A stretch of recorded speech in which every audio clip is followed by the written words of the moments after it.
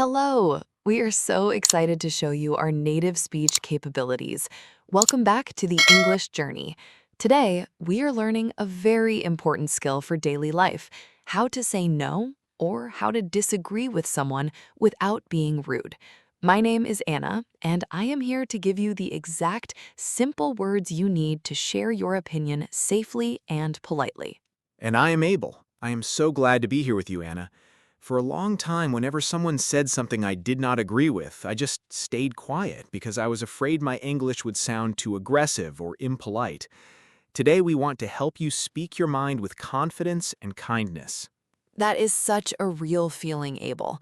And I want every person listening right now to know something very important.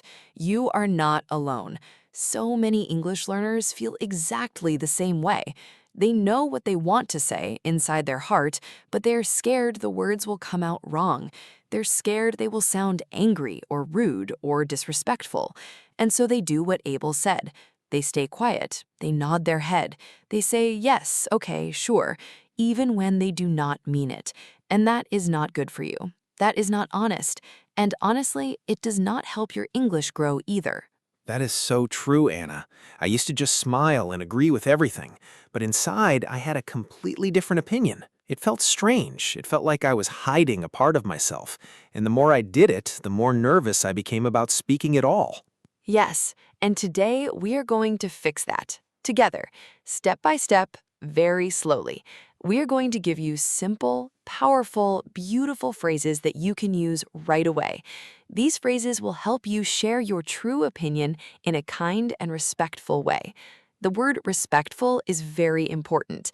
It means you show other people that you value them, that you care about their feelings, even when you do not agree with what they are saying.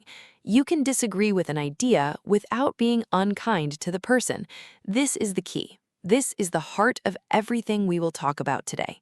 Okay, Anna, I love that. So where do we start? Because honestly, the first thing I always want to do when someone says something wrong is just say, no, that is not right. Is that a bad thing to say?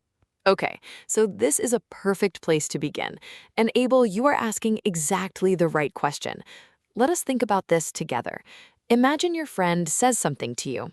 Maybe your friend says, I think pizza is the best food in the world. And you think, no, I prefer sushi. What is the first word you want to say? Honestly, no. Or maybe you are wrong. Sushi is much better. Right, and that's the most natural human reaction. It's not bad that you think that. But when we say you are wrong to someone, especially in conversation, it can feel like an attack. The word attack here means it can feel aggressive. It can feel like you are hitting them with your words. And most people, when they feel attacked, they stop listening. They become defensive. The word defensive means they start trying to protect themselves instead of having a calm conversation. So the discussion stops being friendly and becomes an argument. Yes, that happens to me so much, even in my own language. Someone says you are wrong, and immediately I feel upset. I stop thinking clearly. I just want to defend myself. Exactly. So we need a smarter way. We need what I love to call a soft cushion. Let me explain this beautiful idea. Imagine you have a very hard chair. If you sit on it directly, it hurts. It's uncomfortable. But if you put a soft, fluffy cushion on top, suddenly sitting down is nice and comfortable. The chair is still the same chair, but the cushion changes the experience completely. Your disagreement is like that hard chair. The opinion you want to share is still the same, but a cushion phrase at the beginning makes it feel soft. It makes it comfortable for the other person to receive your different opinion. Oh, I love that idea. A soft cushion. So the cushion phrase is something I say before I share my real opinion. Exactly right. The cushion phrase comes first. It prepares the other person. It says to them in a gentle way, I heard you, I respect you, and now I want to share something a little different. It shows good social manners. The word manners means the way you behave with other people. Good manners in conversation means you listen before you speak. You acknowledge the other person's idea before you share your own. The word acknowledge simply means you show that you heard them. You give their idea a moment of attention and respect. So the cushion phrase is not fake, like am I pretending to agree when I really disagree? That is such a smart question. No, you are not pretending. You're not lying. You are simply being kind. There's a big difference. When you use a cushion phrase, you are not saying, I agree with you completely. You're saying, I understand that you have an opinion, and I respect that.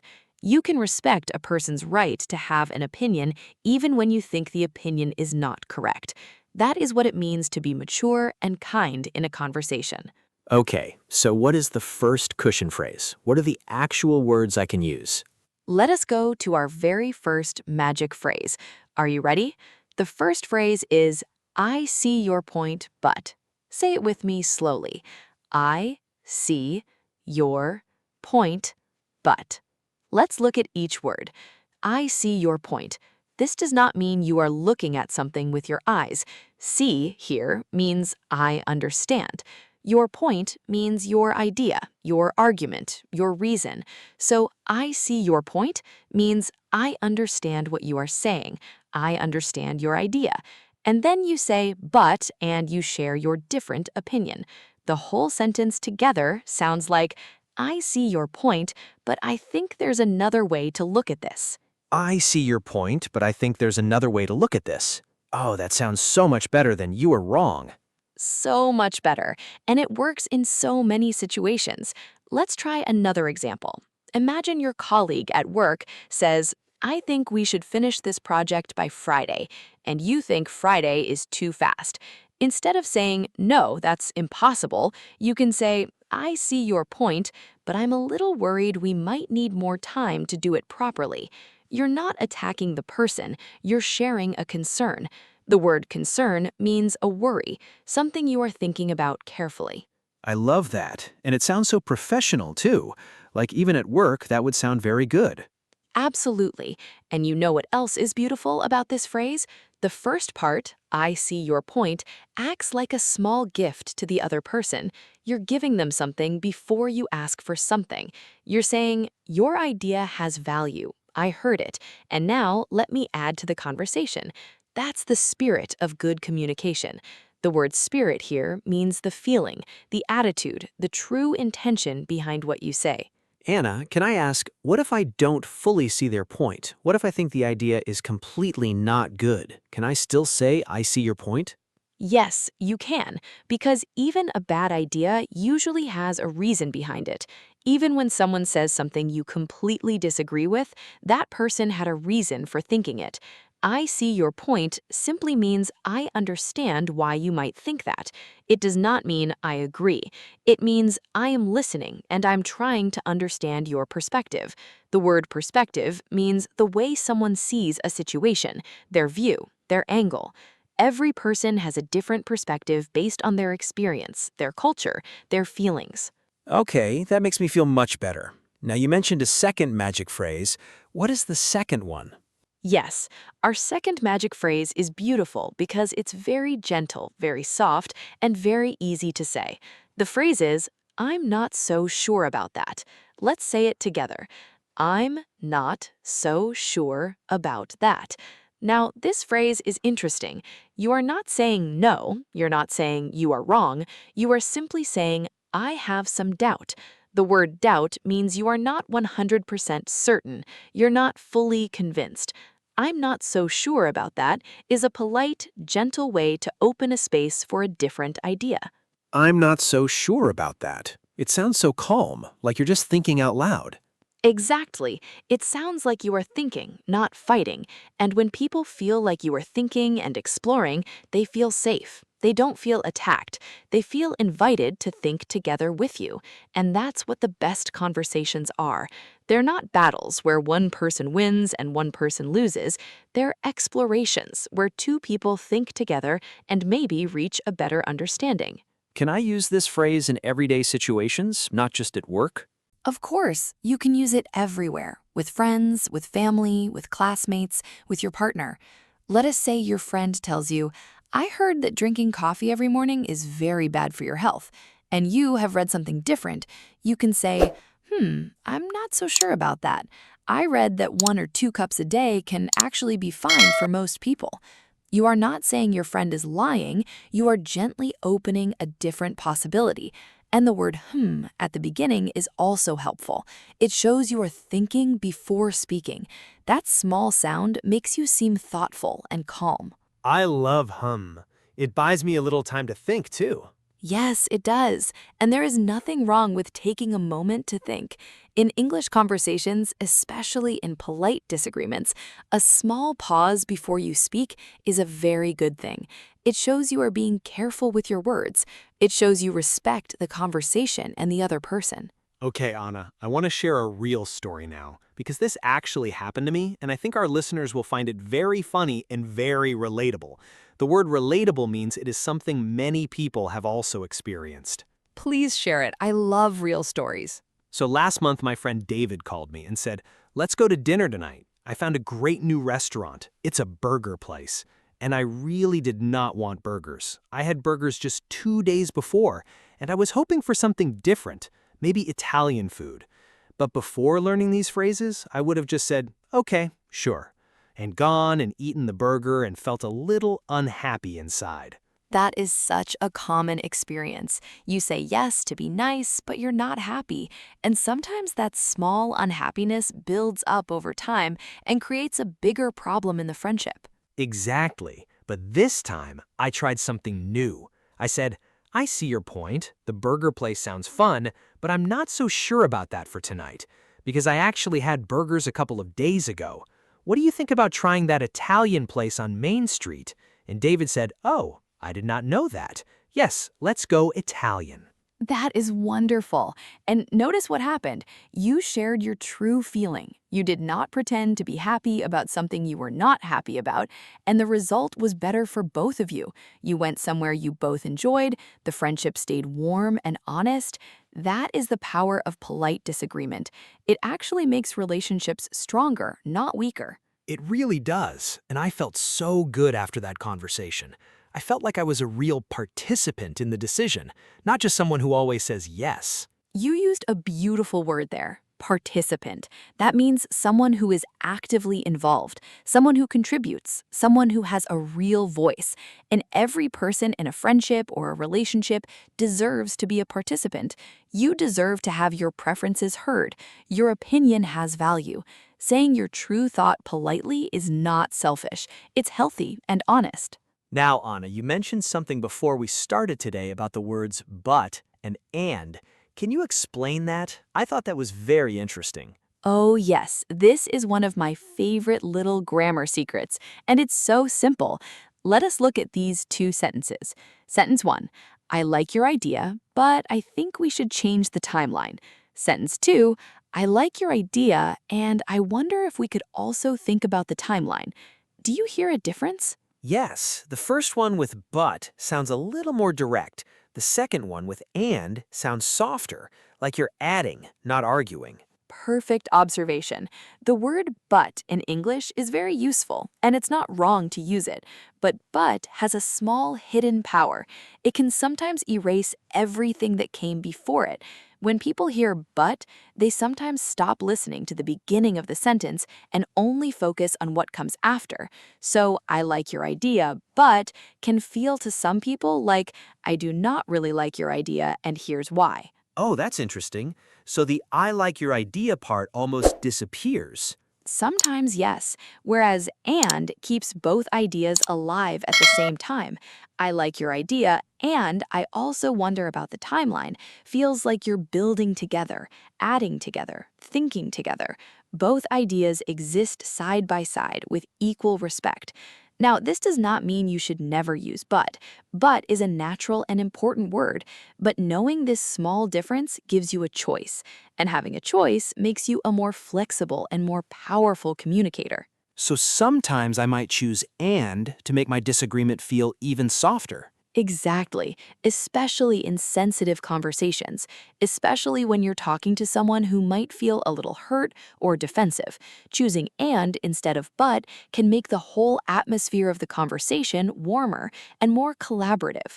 The word collaborative means working together, building together, thinking together as a team. I'm going to try that. I'm going to pay attention to when I use but and experiment with and sometimes instead. That is a wonderful habit to build. Now, let's talk about something that's just as important as the words you choose, maybe even more important. Let's talk about your tone of voice.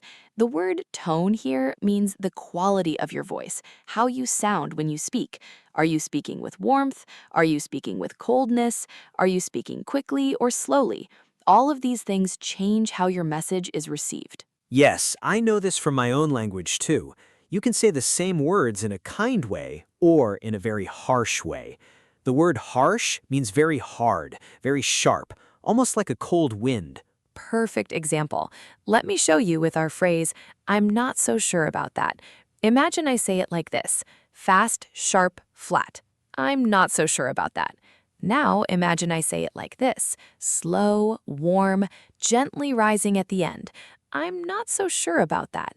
Do you hear the difference? The words are exactly the same, but the feeling is completely different. The first one sounds like a challenge. The second one sounds like an invitation to think together. That's such a big difference. The second one sounds almost like you're smiling when you say it. And that brings us to the smile secret. When you're having a difficult or uncomfortable conversation, especially when you want to disagree with someone, try to have a soft smile on your face, even a tiny one. Not a big, fake, theatrical smile, just a small, warm, genuine smile. The word genuine means real, honest, coming from the heart. A genuine smile, even a small one, changes your voice automatically. It makes your voice warmer. It makes you sound less threatening and more open. I never thought about that when I smile, my voice actually changes. Yes, try it right now, wherever you're listening. Say, I'm not so sure about that, with a completely flat, serious face.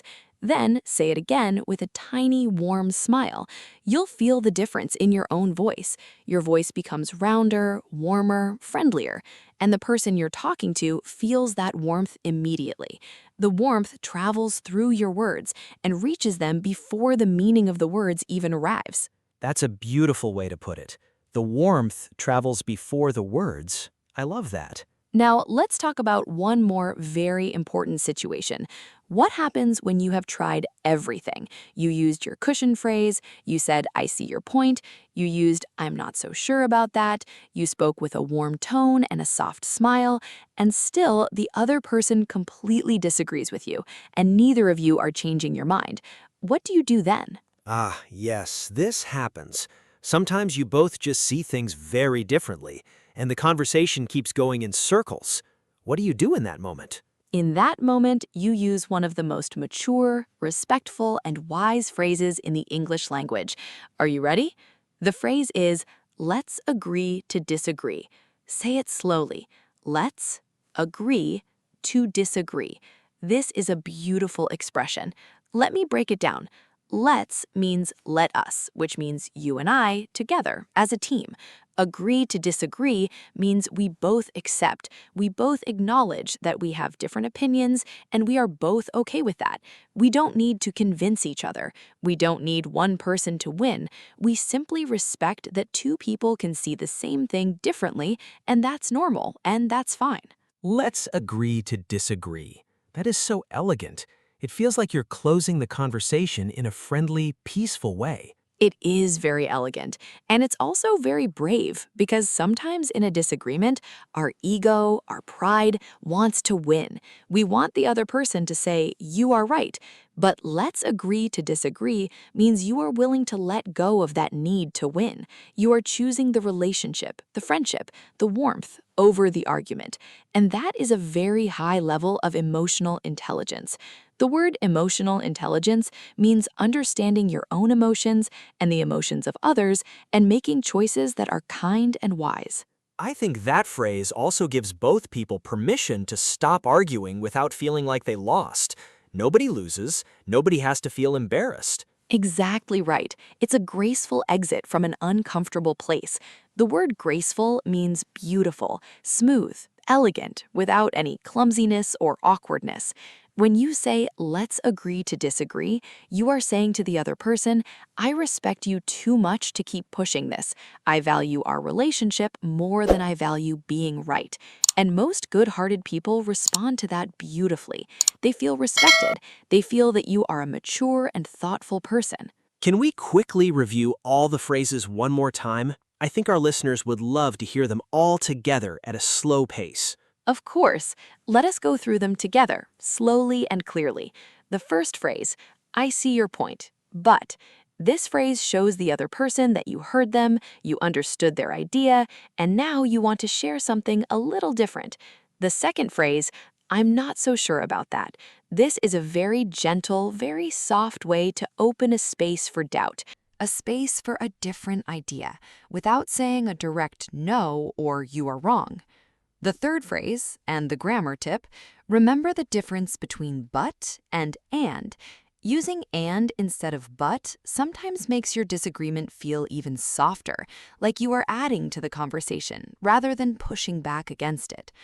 The fourth tip, your tone of voice and your smile. Remember that how you say the words is just as important as the words themselves. A warm, slow, gentle tone with a soft smile changes everything. And the fifth and final phrase, let's agree to disagree. For those moments when the conversation has gone on long enough and both people are firm in their views, this phrase closes the discussion with grace, respect, and kindness. I feel so much more prepared now. I feel like I have real tools in my hands, real words that I can actually use today, in a real conversation with a real person. And that is exactly the goal of everything we do here.